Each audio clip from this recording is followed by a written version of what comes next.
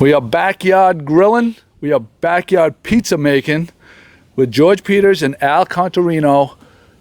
So who invented it and how did your relationship with Kettle Pizza begin?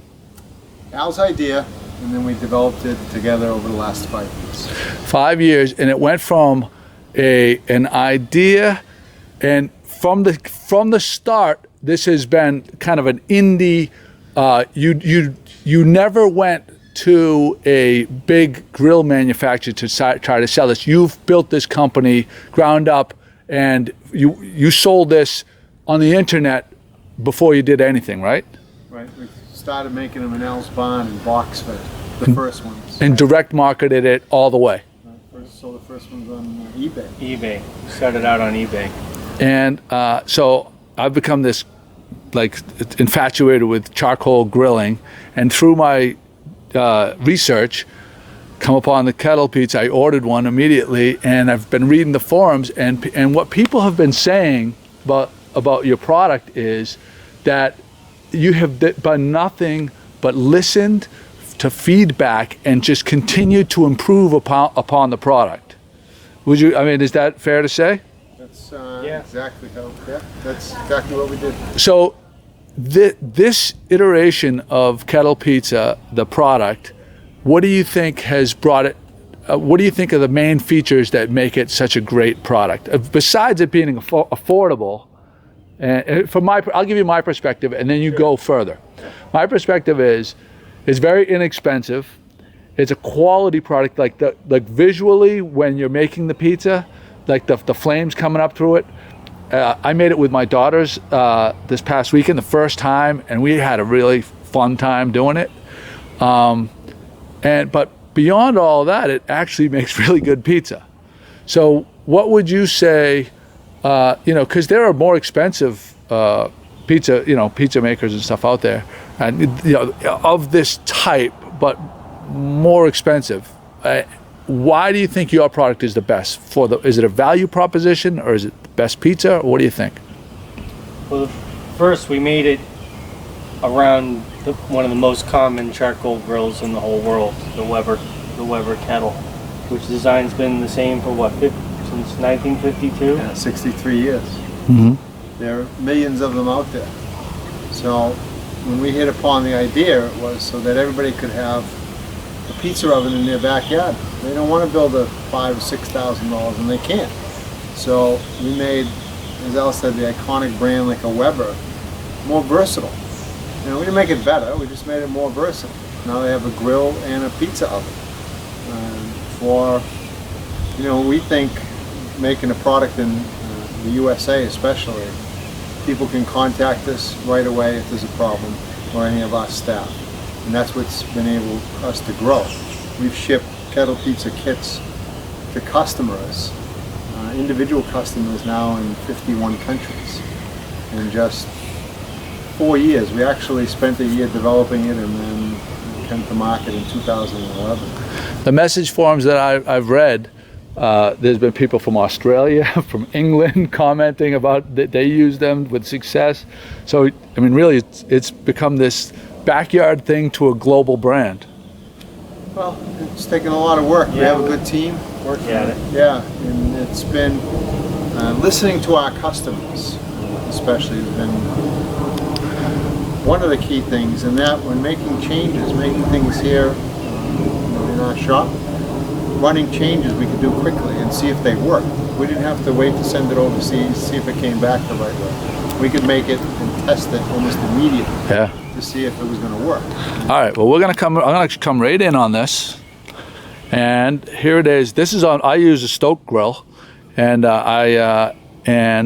So another thing that you didn't mention, I know you have an affiliation with Weber, but it's really. It's just those are pretty popular. Some people use the STOK grills too. It was designed for both. It's designed as a 22 and a half. Yeah. Or 18 or 18 and a half. 18 and a half. So it really is versatile. So I used it and it fits perfectly in the STOK grill, and so you don't have to have a Weber, I guess is the point. And right. So we're using the STOK. Yeah, you want to go through the components with me right now? Yeah. So the ring itself, the Kettle Pizza ring, is 304 stainless steel, so it's made to last. Has some handles which you could use to take the unit off when it's hot. What we have right in here right now is the Pro grate that we call it, which is a grate that we make and a tombstone styled cooking stone, which is 5/8 inch cordiorite. Cordiorite will last for a really long time, won't suffer from thermal shock or crack or anything like that. This one has an elevated fire basket so that you can put some wood chunks in there and the flames will come up into the dome. Do you recommend any particular kind of is it fruit wood? Hardwoods. Hardwoods. Yeah, apple, maple, pecan, hickory. Those are. And a lot of people around here just use oak, Because it's which is readily fine. available. It's readily available, and it's more to spike the heat. You know. So I'll just can you demonstrate? See, just lift that whole unit right up. So this whole thing, it's kind of heavy now because it's got the stone in it. But you see that can it see fits just- perfectly right in there. Fits in there. Yeah, and that would be, this is a STOK grill. It would do the same thing with a Weber. Yep. All right, so those are the main components, and use a wood pizza peel. This is made for us on one of our suppliers in Wisconsin. Really nice, well done wood peel. We also have an aluminum Pro peel, which will open up. And So this can for you talk about preparing the pizza, Yeah. and this one for removing it or moving it around in the hot oven. So what are the benefits for the wood versus the aluminum? Well, the wood peel, as I said, I use this one to prepare the pizza on.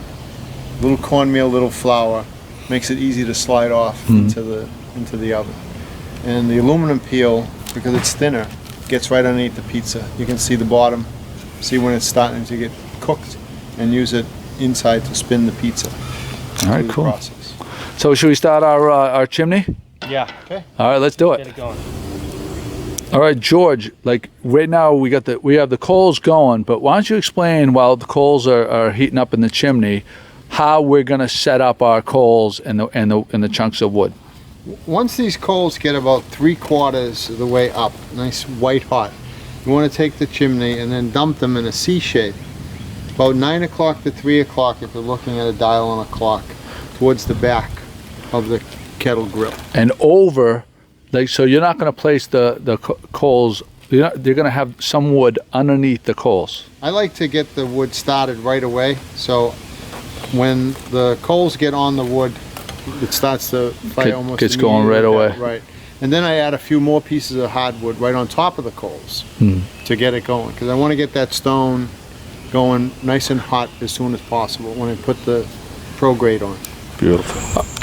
All right, so our coals have been going for about 10 minutes in the chimney, and George put he lined the back of it in a C shape with some applewood chips, and Al's going to demonstrate how you like to arrange your coals. Yep. So we usually put them in the C, kind of in the back. We always use a chimney to get the coals started, because you don't want to use any. Do you want to set a tongs so we can arrange those, or is that good? That's good. That's okay, because since we're using a stone, that's okay. Do you find that people are saying that they prefer a dry dough or a soft dough? I think people What are use we both. doing? Is this stuff coming out, Felicia? Yeah. All right, so right now we have the Pro grate, which is the bottom section with the tombstone, the what do you call that kind of material? Cordiorite.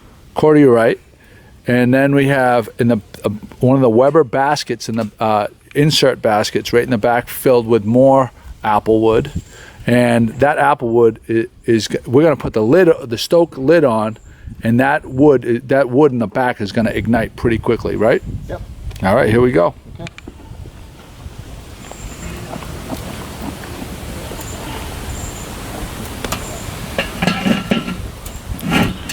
So like we're gonna have two thermometers, temperature gauges to work with. We got the one on the STOK, which will measure the dome temperature. And we're going to have the one on the pizza, kettle pizza, that's going to have more of a reading down below. But you guys brought an infrared temperature gauge. We did. Right. All right, so I'm going to take this off, and we're going to be able to see what's going on inside.